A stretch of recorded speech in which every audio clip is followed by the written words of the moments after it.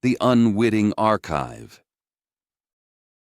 Brian's life was a meticulously curated library of predictable comforts. He found solace in the steady ticking of the grandfather clock, in the way the morning light sliced through the blinds at the exact same angle each day, in the solid, comforting presence of his wife, Susan. She was the library's curator, a silent partner in his quest for a well-ordered existence. But lately, the librarian seemed to be rewriting the catalog. It began with small, impossible conveniences. A forgotten wallet appearing on his desk, placed there by Susan, who just had a feeling. The perfect parking spot secured on a crowded street because she knew someone was leaving. Each instance was a small miracle, and he felt like the luckiest man alive. The feeling did not last. The miracles began to feel like intrusions. Then came the questions and the dreams. "Did your mother ever tell you stories about her family?" Susan would ask, her voice casual, but her eyes holding an unnerving intensity. "About where they came from? Before this country?" Brian, a man whose family history was a short, uninteresting book, would just shrug. "They were just farmers, Sue. Nothing exciting." But her questions would stir the edges of his sleep. He began to have a recurring, fragmented dream. A glint of light off a silver compass that spun without stopping, the whisper of a phrase in a language he did not know, and the oppressive feeling of a vast, starless forest. He would wake with a shudder, the images dissolving like smoke, leaving only a residue of unease. He never told Susan about the dream. It was the one thing he was sure she couldn't know. Her appearances grew more jarring. He was in a packed elevator at a conference when it shuddered violently, the lights flickering. A woman screamed. Before panic could take root, the doors pried open on the wrong floor, and Susan was standing there.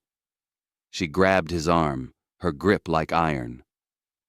"Stairs," she said, her voice a low command, and pulled him into the emergency stairwell. They later learned the elevator's cable had frayed, a near catastrophe. He should have been grateful. Instead, he was cold with a new kind of fear. How did she know which floor? How did she get there? His library was being invaded. His thoughts no longer felt like his own. He began to see her as something other, a watchful entity wearing his wife's face.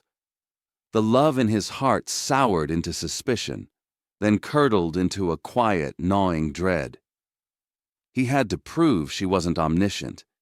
He had to find a corner of the world, a single thought, that was still his. There was a place. A dilapidated fishing cabin his grandfather had owned, deep in the mountains. He hadn't been there in 20 years. He hadn't told a soul, not even his parents, the last time he'd visited. It was a secret kept from the world. He packed a bag, telling Susan he was going on a solo hiking trip to clear his head. The lie felt liberating. He drove for 3 hours, the winding roads a balm to his frayed nerves.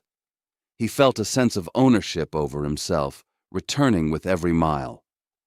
He parked and walked the overgrown path to the cabin, the air thick with the scent of pine and damp earth. He was alone. He was free. He rounded the final bend, his eyes fixed on the cabin's sagging porch. And she was sitting on the steps, waiting. She looked up, not with a smile, but with an expression of profound, soul-deep exhaustion. The sight of her, in this impossible place, shattered the last vestiges of his rational mind. This was not a woman. It was a warden.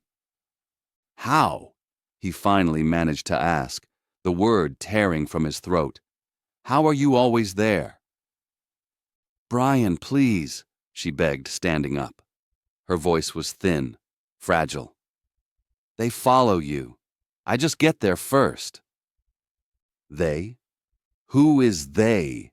he spat, backing away. "There is no they, Susan.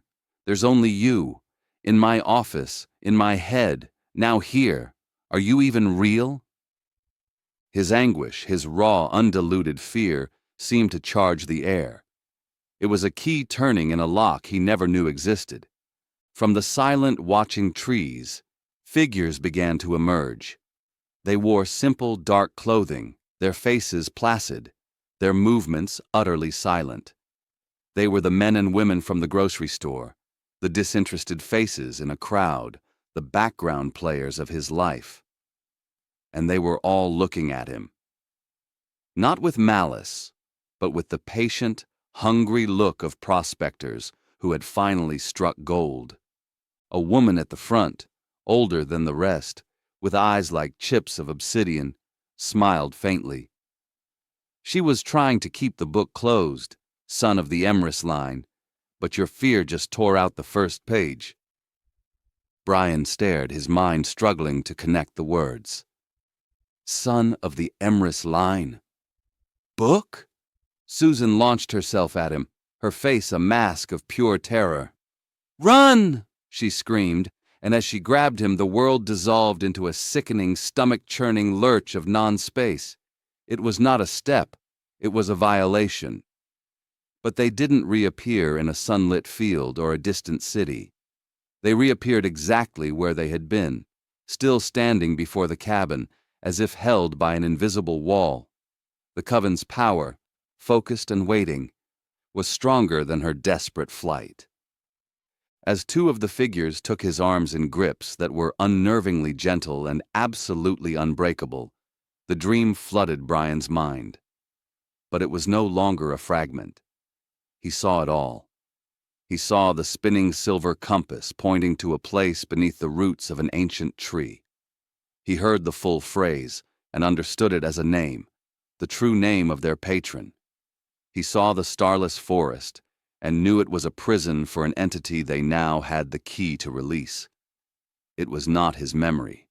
It was the memory of an ancestor from a rival bloodline, a secret he carried in his very soul, dormant until his own terror had awakened it. He understood everything in a flash of blinding, horrifying clarity. Susan's impossible appearances, her frantic, silent protection, his own foolish paranoia. He understood that he had run from his only savior and into the patient, waiting arms of his true keepers. He looked at Susan, who was being held back, her face a canvas of utter devastation. Her power, his shield, was now useless. The obsidian-eyed woman leaned in close to Brian, her voice a soft, dry rustle of leaves. "Thank you," she said. "Now, let's begin reading."